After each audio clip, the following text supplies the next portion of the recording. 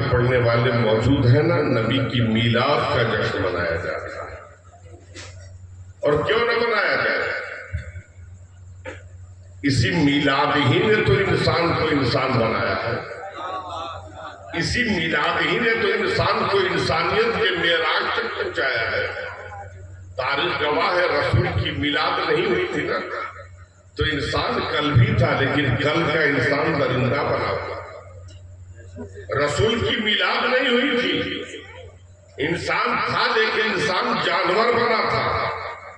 इंसान की इंसानियत कर्राह रही थी, इंसान की इंसानियत दम तोड़ रही थी। इंसान इतना गिर गया था कि बाप बेटियों को जिंदा दफन करते नजर आ रहे थे। भाई भाई के सामने का प्लेट शीशा नजर आ रहा था। अजीज अजीज के खून का प्यासा नजर आ रहा था। इंसानों को जानवरों की तरह बाजार में फरोख्त किया जा रहा था। औरतों से जीने का हक छीन लिया गया था। दुनिया की तारीख छोड़ दो नौजवानों, अपने प्यारे मुल्क हिंदुस्तान की तारीखियत का जायजा लोगे तो मेरे आका की मिलाद से खबर,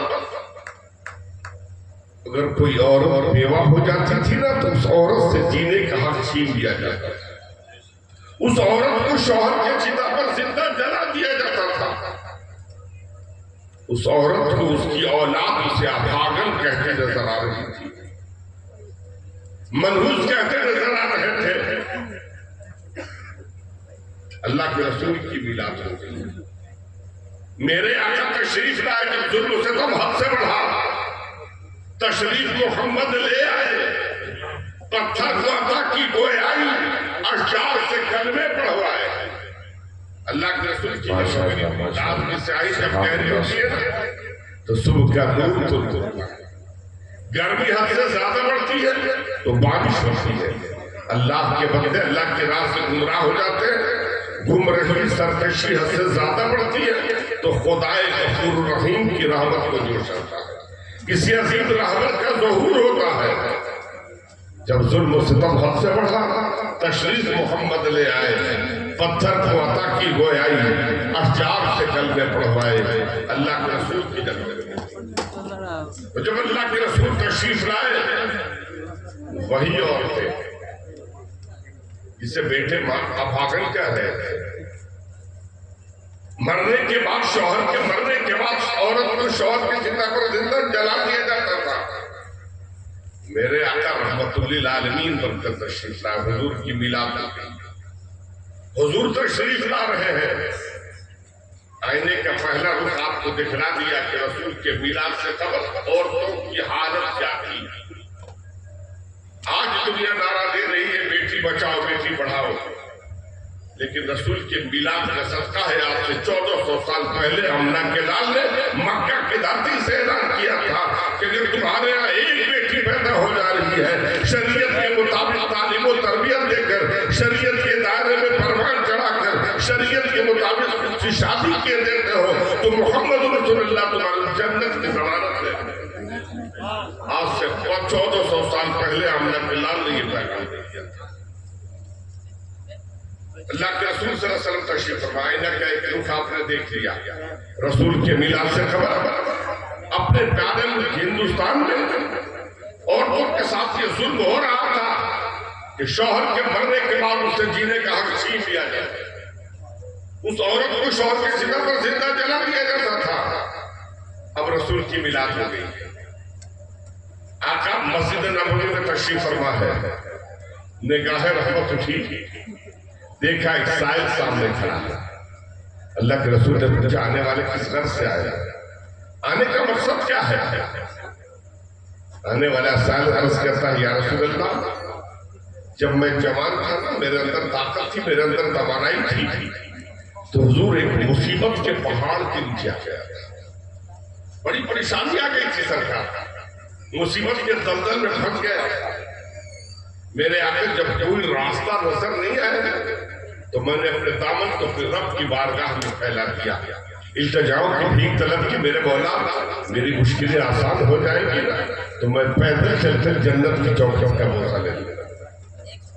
और दूसरी पहली रवायत के मुताबिक कि अल्लाह के रसूल परेशानी में कुछ समझ में नहीं आया तो मैंने ये मन्नत मांगी, परवरदिगार आलम मेरी मुश्किलें आसान हो जाएंगी, परेशानी टल जाएगी तो पैदल चलकर खाने काबा की चौखट को चूम लूंगा।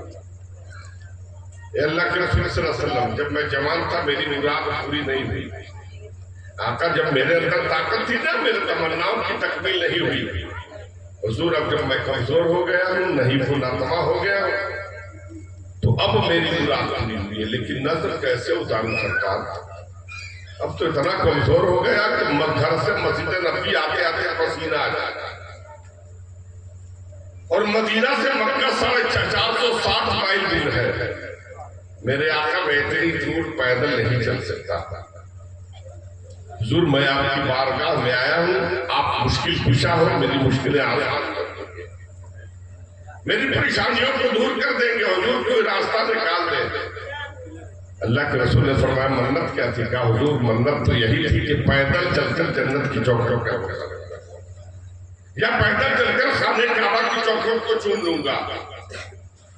अल्लाह के रसूल मुस्कुरा रहे, आका निशात फरमा फिर तो तुम्हें पैदल ही जाना है। आने वाला साहिब देखा अम्मा के लाल के लम्हाए मुबारक पर मुस्कुराहट की लहरें, समझ गया कि अब उन्हें खमदार से कुछ न कुछ इशारा होने वाला। आका की मुस्कुराहट बता रही है आका मेरे लिए कोई न कोई रास्ता निकालेंगे। क्या या रसूल अल्लाह, आपको सारे शरीयत है जो कह देंगे वही शरीयत हो जाएगी। मेरे आका मेरे लिए कोई रास्ता निकाल दे। हुजूर अगर सवारी के लिए कहेंगे ना तो मेरे पास सवारी भी नहीं है। अल्लाह के रसूल अगर किराए की सवारी के इंतजाम के लिए कहेंगे तो हुजूर मदीना का सबसे गरीब इंसान हो, मेरे पास पैसा भी नहीं है जो सवारी से जाता है। अल्लाह के रसूल ने फरमाया सवारी को तो छोड़ ही दो, तुम्हें पैदल ही जाना होगा।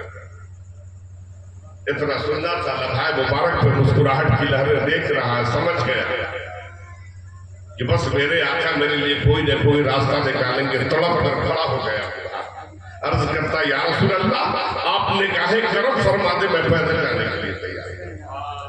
हुजूर आप नजरें आयत तो फरमा दे, मैं पैदल चलने के लिए तैयार हूं। अल्लाह के रसूल ने फरमाया प्यारे इनाम से बैठो, पैदल तो जाना है लेकिन पैदल चलकर नगर नगर डगर डगर गली गली कूचा कूचा घूमकर जन्नत तलाशने की जरूरत नहीं है। पैदल तो चलना है लेकिन मदीना से मक्का जाकर खाने काबा की चौखट को बोसा लेने की जरूरत नहीं है। मेरे यहाँ से पैदल चलो, घर चले जा, माँ के कदमों को चूम लो, जन्नत की चौखट को चूम लोगे।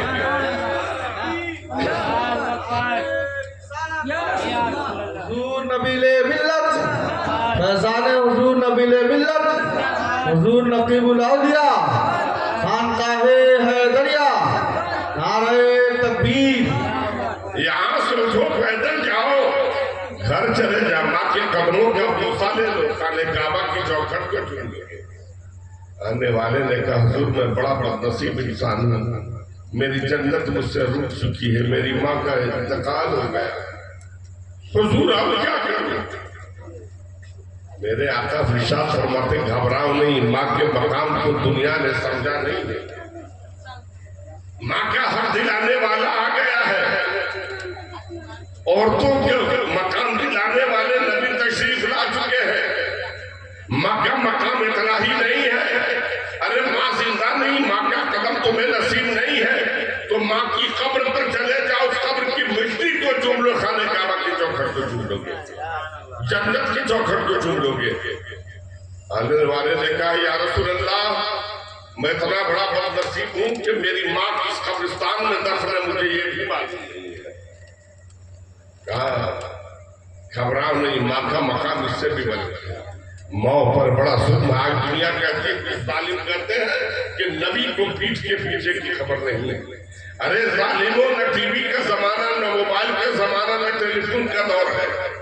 मेरे आका आज से 1400 साल पहले मदीने तैयबा में मौजूद है, लेकिन हिंदुस्तान की बेवाओं को देख रहे हैं, औरतों पर जुल्म हो रहा